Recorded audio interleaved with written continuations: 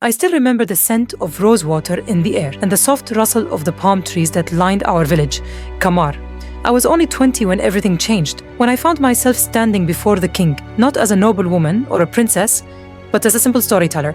My name is Sheherin. I was born in a humble house with cracked clay walls and a mother who told stories better than anyone I've ever known.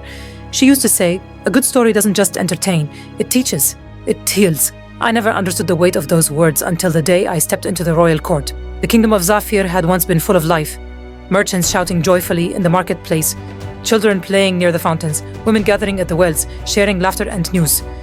But ever since the young King Harun took the throne, things had changed. He was mourning something none of us could truly understand. Some said he was searching for the perfect queen, someone so ideal that no woman could ever be enough. Others whispered he simply had a broken heart. Whatever the truth was, it left the kingdom in a quiet kind of suffering. Trade slowed, the skies felt grayer, and smiles became rare. I hadn't planned to go to the palace. I had no status, no jewels, no silk to wear. But when the king announced a gathering for all unmarried women from neighboring regions, I felt a strange pull, as if my stories had a destination, and this was it.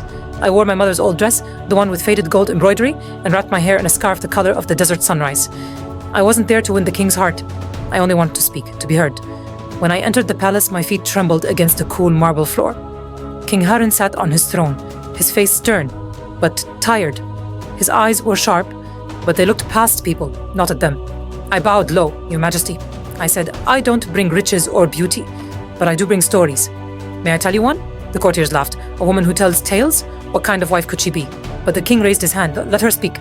And so I did. I began with the story of Alima, a desert girl who found a map to an ancient oasis, guarded by spirits of the sand.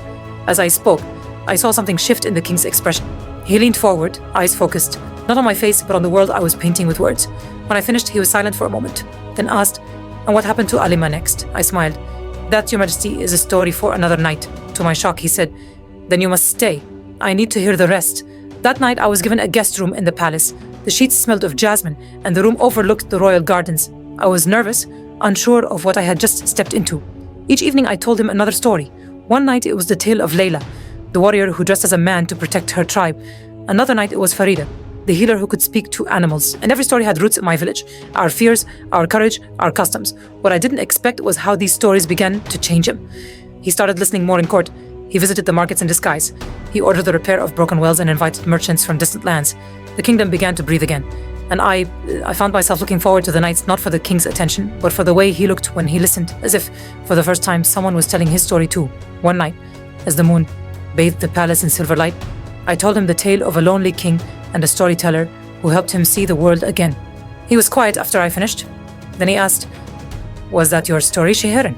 I met his gaze and nodded. It could be. He stood and came closer. If I asked you to stay, not as a storyteller, but as my queen, would you write this new chapter with me? I didn't answer immediately.